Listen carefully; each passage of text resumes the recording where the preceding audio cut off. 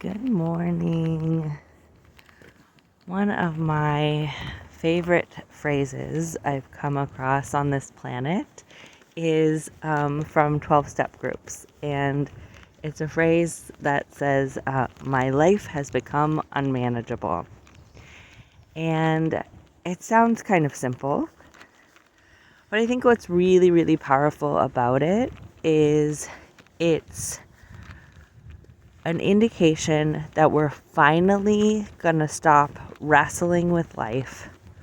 We're putting up our hands and we're saying, I can't figure it out. I haven't been able to fix this. So much of us and so much of our culture trains us into fix it, make it better, take this vitamin, do this workout routine, do this class, read this book, and the human condition will be solved. And what these 12 groups often recognize, because they're people who have, situations like addiction or family members with addiction or other things, where the thing is more powerful than them. And in a way, that's a gift because they have the ability to really face that life is bigger than us. We are not ultimately in charge. We don't decide when we die, for the most part. We don't decide when we get sick, or, when anybody else gets sick or dies. We, don't decide what the government does, when people go to war. And being able to just recognize life has become unmanageable. What it does is it opens us up to getting off of the hamster wheel of, I can do it, I can manage it, I can fix it all, I can hold it all these plates in the air. And it lets us come into that place of surrender. Say, okay, it is what it is, and I need help. And that is something that definitely our culture has trained us out of, needing help. We all need help, but admitting that we need help. So being able to say my life has become unmanageable, it's a really powerful thing. Last night, my life had become unmanageable.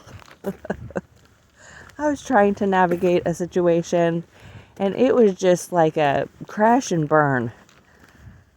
No matter how much intention or compassion or spiritual concepts I brought to it. And I just was, just had to throw up my hands. This has become unmanageable. Not my whole life, but just this one piece. And I went to bed and I said, okay, I don't know. And I said, you've got to take this one to, I use the word God. Not everybody likes that word. Whatever word works for you, for just some sort of higher support. And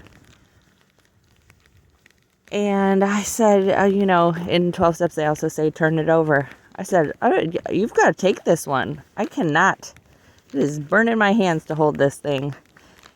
And I've got to just turn it over. Something's going to happen, and I don't know what. And it is looking like it is probably not going to go my way. And I want to trust that I will not. I think what happens is when things don't go my way, I feel like I did it wrong. And I want to trust that I am worth loving, even and especially when things don't go my way or I did it wrong. I don't really believe we can do it wrong, but maybe I could say when I feel like I did it wrong, when other people say I did it wrong, when my inner critic says I did it wrong. And I woke up this morning and I pulled up the adult children of dysfunctional families online meeting calendar.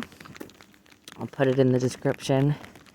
ACA is a 12-step group that's similar to Al-Anon, but a little tweaked, a little different, and is very, very much in line with internal family systems and parts work.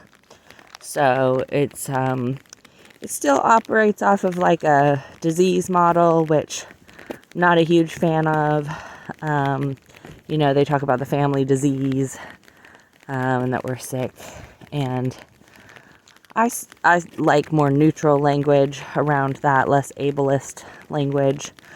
But, one of the core concepts is take what you like and leave the rest. So I got on the website. There's a meeting pretty much every hour of the day, any day of the week. I logged into a meeting that was starting that minute in Kentucky. And I hung out with a beautiful group of humans in Kentucky for an hour. They are people who probably outside of that Zoom meeting, we would really have a hard time hanging out. And we probably have nothing in common outside of the fact that we all had found that life was unmanageable this morning, that we needed to throw up our hands and say, I need help, that we could seek out other humans who would have a open heart. And truly, for a person in Kentucky to be in one of those meetings, I admire them so much. And I really respect that I could confidently go into one of those meetings and sit there and receive the kindness and have somebody say my name. Bless them. They said, I don't know how to say your name. Nobody does.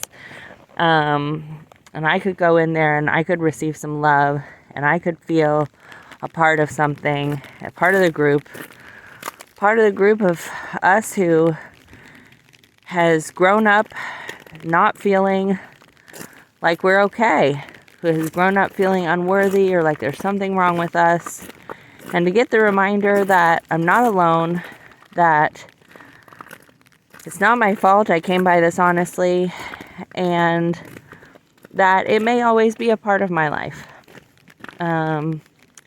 And that these groups will be there to support me no matter where I am in life, no matter where I am in the world, no matter what time of day. 12-step groups are by donation, so you really can go anytime for free. And typically suggested donation is like $1 or $2.